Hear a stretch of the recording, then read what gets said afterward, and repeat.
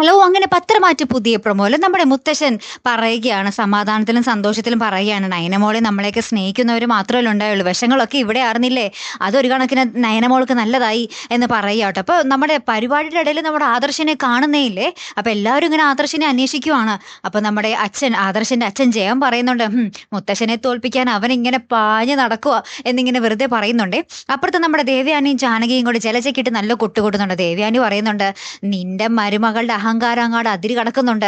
അത് കൂടുതൽ അങ്ങോട്ട് പോയാല് നിനക്കറിയാലോ നിന്റെ മകനെതിരെ തെളിവുകളുണ്ടെന്ന്, അത് ഞങ്ങളങ്ങ് പുറത്തെടുക്കും എന്ന് പറയുകയാണ്. അപ്പൊ ജലജൊന്ന് ശാന്തമാകുന്നുണ്ടേ. അപ്പുറത്ത് നമ്മുടെ അഭി പറയുന്നുണ്ട്, ശരിക്കും അനന്തപുരി ജ്വല്ലറിനേലും മേലെ വന്ന മേയൻ ജ്വല്ലറി, എന്നാൽ ഇവരൊക്കെ പഠിക്കൂ എന്ന് പറയാം. അപ്പൊ നവ്യ പറയുന്നുണ്ടേ, ശരിയാണ്, അങ്ങനെ തന്നെ വരണം. ഇപ്പൊ തന്നെ അനന്തപുരി ജ്വല്ലറി ഏകദേശം മൂക്ക് കുത്തി കഴിഞ്ഞു.